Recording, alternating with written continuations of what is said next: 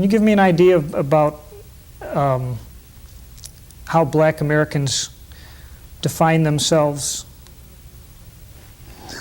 I prefer not to talk about that. I think there's a lot of confusion about that.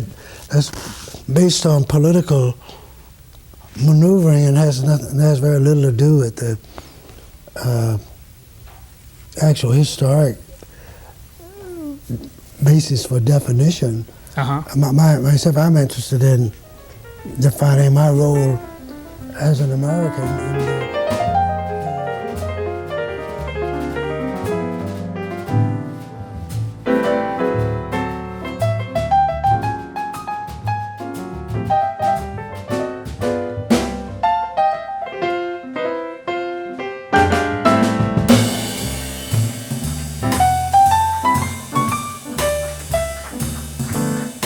When Emmett Cohen sits down and plays Hine Matov, and he extends and elaborates and refines a song that every Jewish child in kindergarten knows how to sing, but that becomes American, can move an audience. That's a profound thing.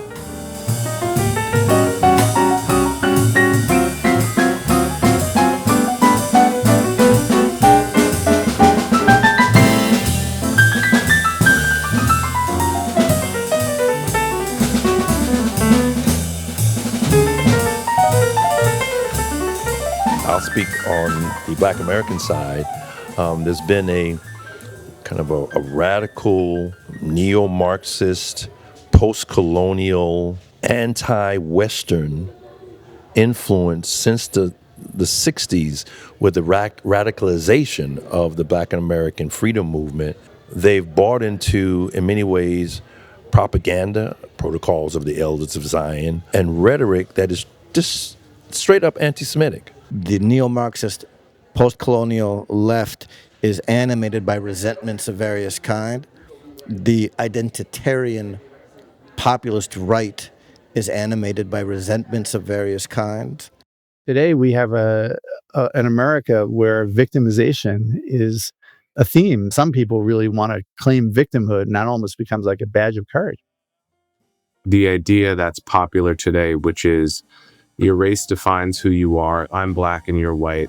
We can never really understand each other. You are a kind of permanent oppressor and I'm permanently oppressed. It's not very reliable. I just find it boring and confusing and all, and it's counterproductive. Because I don't see but one objective, and that's to enjoy all of your birthright as an American.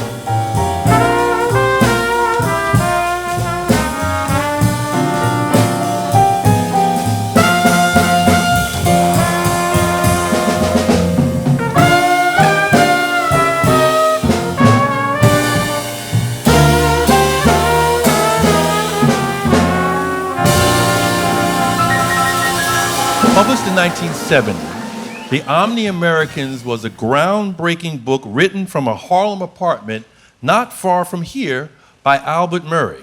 Murray insisted that for all their traditional antagonism, the so-called Black people and so-called white people of the United States resemble nobody else in the world as much as they resemble each other.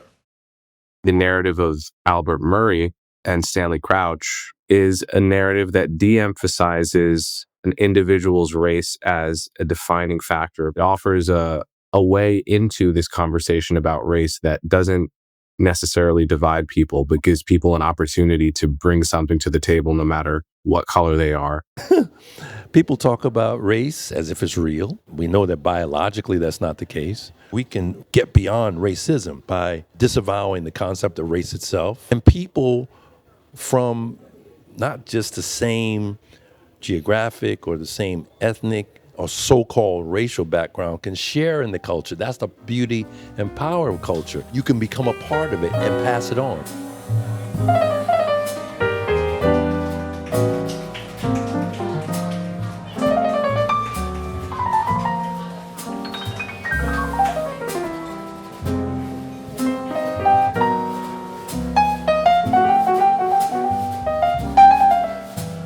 I discovered music when I was 3 years old. For me, it was more about I learned this language intuitively while I was learning English, while I was learning to read. And to be able to have that inside and to use that as a form of expression, I figured out that I enjoyed playing jazz and improvising and playing with other musicians, and what you can create when you use that language to then improvise in real time with other musicians. I entered a community and felt a sense of belonging. To have that moment of connection between cultures shows how much we really have in common.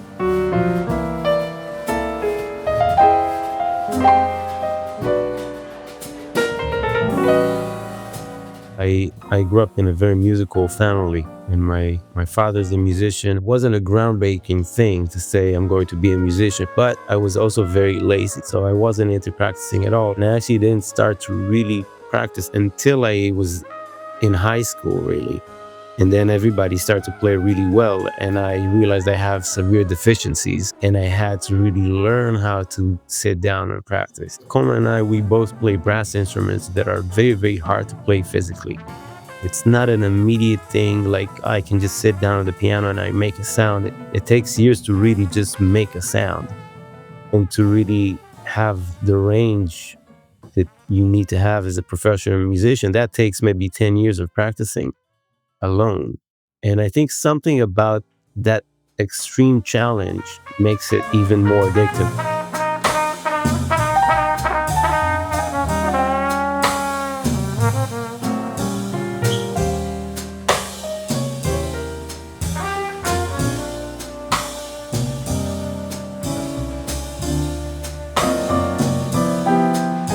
There's a sense of life which is resilient and joyful, that amazingly grew up among those who had been enslaved. That sense of life is stylized in the blues and jazz. This is a way of transmitting what it means to be, in a substantive sense, an American. It's like a perfect metaphor, because in America, we have this system, we have a beautiful place for people to be free and exist in a system of laws.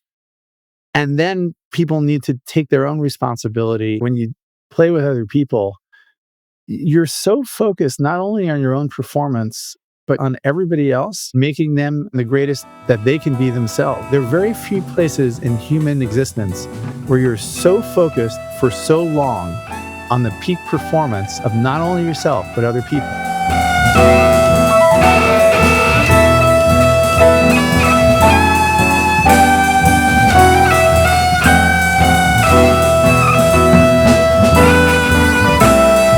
Music.